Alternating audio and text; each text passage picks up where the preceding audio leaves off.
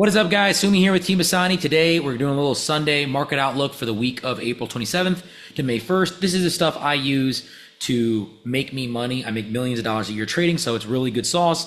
This is not financial advice, by the way. I just got to say that, but not financial advice. Do whatever you want. Whenever you trade, you're going to take risk in the market, but this is stuff that I'm doing. So, big thing I'm looking at right now, the market is pretty pushed up. Okay, we're at 715 now. I honestly think we should be about 720. We've kind of been going back and forth, but there's still a lot of room here on SPY. I don't think people really understand that. And markets are not caring anymore. They don't give a shit about the war and the tragedies that are going on over there. They're already pricing in the end of the war. So let's talk about Iran and the peace talks and how that is happening. And it's actually, in my opinion, is falling apart. I think that the markets are, I don't want to say they're pricing it incorrectly, but they are very, very optimistic about the war ending, just because this war is not sustainable for the global economy. At some point, something's going to break and something's going to cause the war to kind of just wrap up, and things are going to go back to normal, and oil is going to get produced, and we are going to be back to where we need to be because the economy can't take it. So Trump canceled the Witkoff-Kushner trip to Islamabad on Saturday. Iran's foreign minister, Araghchi, flew to Pakistan on Friday, then left before the U.S. team arrived. So really nothing got done. Trump seems like he's very confident. He says that we have all the cars of the United States. They can call us at any single time. On Truth Social, Trump is saying aggressive stuff like if they want to talk, all they got to do is call. So the U.S. officials have given Trump and said Trump has given them about 3 to 5 days to engage in negotiations. But there's also talk of him just giving a ceasefire until negotiations are reached. So there's a back and forth thing with that. So I think that's what markets are pricing in, because if I had to take a bet, I don't think the U.S. is going to go aggressive, just because of the devastation it'll cause. I think they're just going to keep the pressure up, blockade thing, and get it to the point where Iran is going to have to make some kind of moratorium to their nuclear program. The Lebanon front is collapsing as well. Like, this is such weak peace. I think in the beginning of peace, things are going to be weak, but this is just something that is not necessarily holding. And this is all relevant because it's so important for the market. Once there's war, once there's violence, once there's all this stuff, the market crashes. It pulls back. So despite Trump announcing an Israel-Lebanon ceasefire extension of 3 weeks on Thursday, Netanyahu ordered the IDF to vigorously attack Hezbollah targets. So Israel struck South Lebanon multiple times this weekend. Hezbollah fired rockets into Israel that killed like 2,500 people, 2,496 people in Lebanon since March 2nd. So massive, it's pretty big death toll. If you consider 9/11, 9/11 was like what, 3,100, I'm almost positive. It's pretty big. So an Israeli soldier was killed on Sunday, and the war has really begun, and it's been aggressive. It's really crazy. Iran's precondition for new talks is the Lebanon must stop fighting. That's not happening. So ceasefire is technically still in effect, but everything is still deteriorating. It's getting weaker. Trump canceled the talks. Israel is hitting Lebanon aggressively. Iran won't come to the table. There's a 3 to 5 day ultimatum hanging over everything. So by Wednesday or Thursday, we either get a renewed diplomacy, like we pretty much get a chill out, like talk, or we're going to get more attacks. I think that we're probably going to stagnate here a little bit, and it's a big binary. It's a big binary that's going to weigh the market all week. News is going to be the biggest thing. We've been dealing with this short, quick 20, 30% trades where you can get the gains and avoid a news headline popping up and just reversing you. What it means for trading, I think for the overall idea, is we need to be very careful with how we move in. Any headline about Iran accepting 3 to 5 deadlines is going to be an instant rally to 720 above on the market. It's going to be a really big push up. We're going to see SPY run up very hard. We're going to see tech bounce probably even higher, maybe even to 700. Like, we are really bullish on tech. I don't think you guys understand. This is absolutely insane. Our tech rally has been amazing. Any headline about attacks resuming are going to be instant sell-offs or stagnation. To be honest, people are staying in the market. The bulls and large companies have taken large equity positions, and they're going to defend certain key zones like 707 when it comes to SPY and 648 when it comes to QQQ. Like, I see we have this dip to 645. This is just an odd candle, but that 648 zone right here, this is going to be held. This is being held over and over again. If we look at the lows, 652, we're not really seeing under 648 here. It's really holding very well. And I'm just going back a few days here to kind of show you 648 right there, okay? And let's see here, 646. But yeah, if we look at a few days before, these 640 zones, they're being held. And for SPY, I know 702 is at a low point, but 700 is at huge psychological resistance. For QQQ, I'm very confident on a floor of 648. I think that we're not going to really see much lower on QQQ. We're probably going to hold. If we dip, we're going to run back there, have a bounce, and then obviously we're not really going to break that 600 zone, I don't think, anytime soon. And for SPY, that 700 zone anytime soon. If we do break SPY, we have 698, we have 694, and then we have back down to the 680 territory, the 686, 688 territory. So I don't necessarily see that happening. I think that the war is kind of being priced in as over, but you know, anything can happen. So you just got to keep your eyes open. Definitely trade with other traders that know what they're doing and watch the market together. That's my biggest thing.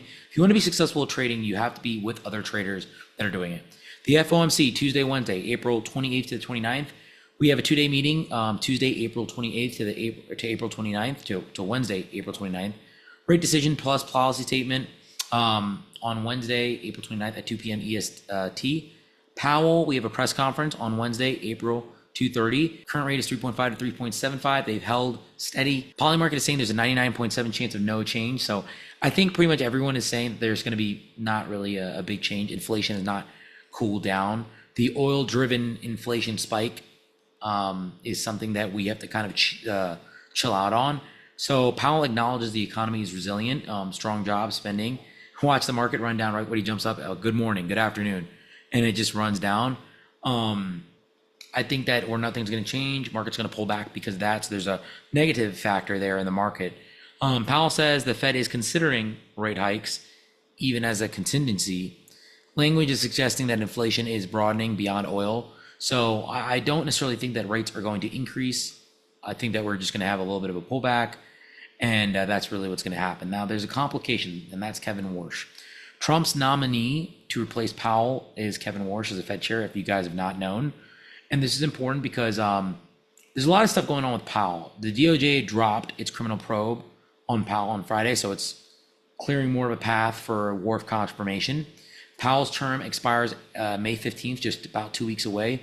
Warsh is seen as more hawkish than Powell. So if the market starts pricing in Warsh as the Fed, rate cut expectations could be pushed out even further. Powell might be giving his last press conference coming up. So I don't know how much you guys like Powell. I like Powell. I think he's cool. But at the end of the day, this transition could be happening very soon. So every word that Powell says could be more significant because he could be setting up his successor very, very in a very biased way. So let's talk about mega cap earnings. Microsoft is coming in. They're reporting Wednesday this week. Stocks are up 14% since April lows. There's a 3-day 10% rally earlier this week, and it's been pretty big. Microsoft has been pushing up. I love Microsoft. I think that they're undervalued. I am worried about Microsoft as a company, though, due to Anthropic. Just so bullish with Anthropic. Google growth has been really good. They need to show acceleration. Their ad revenue versus Meta comparison is really, really good. Meta is projected to overtake Google in 2026, though, in ad revenue. I will say that if Google can be strong with Gemini and Gemini is doing well, it will really, really push up. I am not that bullish on Google as much as the other Mag 7, but Google is still positioned very well. Meta, okay, really good ad revenue, really good revenue. Stock is not reflecting it, but it looks really, really good. $35 billion committed to CoreWeave alone. It's AI CapEx is massive, okay? So we're watching for Reality Lab losses, WhatsApp monetization, and Threads growth. Really, Threads has been really doing nothing, in my opinion. X has been the dominant factor in that. So that's something. Amazon, dude, moving. AWS growth is massive. Amazon has been surging very heavily these past few days. I don't know if you guys have seen, Amazon has had a big rally. This is huge. From just about end of April, from under 200, April has been a very beautiful month for Amazon. Also tech rally as well. But Amazon is pushing up, okay? So these reports are going to be dropping 4 to 4:30 p.m. after market close on Wednesday, after the Fed decision at 2 p.m. So you'll be processing Powell and 4 mega cap earnings within 3 hours. Wednesday is going to be a massive day for us in the market. We need to be up to date on every single thing. A lot of information coming out. It's probably one of the most important sessions of trading in 2026. I think the market's going to push up. Powell at 2 p.m., Microsoft, Google, Meta, Amazon, all after the close. You're going to be making, if you're going to be making one trade this year, it's on Wednesday. So yeah, a lot of stuff going on. I'm not going to talk too much about the other Mag 7. Not much going on. Just push it up a little bit here. Tesla a little bit all over the place. And NVIDIA actually very bullish. Semiconductors running up. AMD, I don't think we've talked about it enough. 100-point rally, okay? And AMD, since the end of April, has pushed up 150 points. One of the most bullish stocks, if not one of the most bullish stocks overall in the markets for April altogether. So let's talk about this week's calendar. We have April 27th. No major earnings data, positioning FOMC and mega cap earnings. We're going to watch 3 to 5 days of Iran deadline. Tuesday, we have FOMC meetings beginning, conference board, consumer confidence in April, and earnings for Visa, Coca-Cola, Pfizer, Honeywell, S&P Global. Wednesday, big day, biggest day of the market. If you are not in my group, you are missing the fuck out. I'm telling you right now. FOMC decision at 2 p.m. Powell's going to be speaking at 2:30. Durable goods, March. After the close, we have Microsoft, Alphabet, which is Google, Meta, and Amazon. Iran, 3 to 5 deadline potentially expiring. We have a Wednesday, Friday window on that. So really big day, a lot of news coming out and a lot of stuff coming out. Thursday, April 30th, end of April, Q1 GDP advanced estimate at 8:30 a.m. PCE inflation for March at 8:30 a.m. Employment cost index at 8:30 a.m. Earnings for Apple, MasterCard, McDonald's, Caterpillars, and Eli Lilly. So Apple's also another one.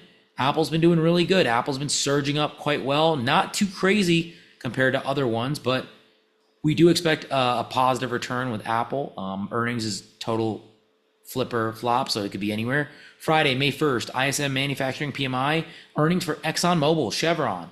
The energy bellwethers are reporting as this war evolves. So this is really big as well. So Monday, Tuesday, I'm going to be doing nothing crazy. I'm not going to be doing too much. I'm going to be selling. I'm going to be trading very light volume. Nothing too crazy. If the market sells on Monday, Tuesday on Iran fears, that's going to be the setup for the reversal on Wednesday. I think we're going to get bearish right off the rip for Monday, Tuesday, and we're going to flip up with Wednesday. There's going to be a lot of stuff coming out on Wednesday. Wednesday, I'm very bullish. So Fed decision starts. ODT plays are starting here. Hawkish Powell is going to be puts. Dovish Powell is going to be calls on SPY. QQQ immediately. QQQ, if we get any dovish action, QQQ is going to run up. We have a lot of earnings coming in. If they all beat, we are going to load up the weekly calls for Thursday's gap. If it's mixed, selective plays on the winners. And if any hard misses, we're going to pick up puts for those losers. Thursday, GDP and reaction to pretty much PCE, ECI all dropping simultaneously. Trifecta, economic growth, inflation, and wages. The market's going to react to GDP and process Wednesday's earnings. So if GDP is strong, earnings is beat, continuation is going to be there for the rally. Calls at the open right away. If GDP is weak and earnings are mixed, we're going to have a potential reversal. So Apple reports after the close Thursday. We're probably going to get some more information about Tim Cook's farewell earnings. So we'll see how that happens. Energy is going to be a big thing on Friday. We're going to be looking at energy. It's going to be affecting the market as well. If oil is falling, XOM, CVX miss, we are going to get a dead energy trade. If oil is rising and they beat, war is going to be alive and the premium is still there. So this is one of the biggest weeks of 2026. That's why I'm making this video, for you guys to all get information. We have $4 trillion earnings, GDP, PCE, the Iran deadline, all in 5 days. If you're an options trader, this is the week where you're going to make generational wealth. The volatility is going to be absolutely massive. Every single day has a catalyst. Wednesday is probably the crown jewel, Powell at 2 p.m., then Microsoft, Google, Meta, and Amazon. After the close, we have two completely separate ODT options trades in one session. So we'll be calling both of them live in my group.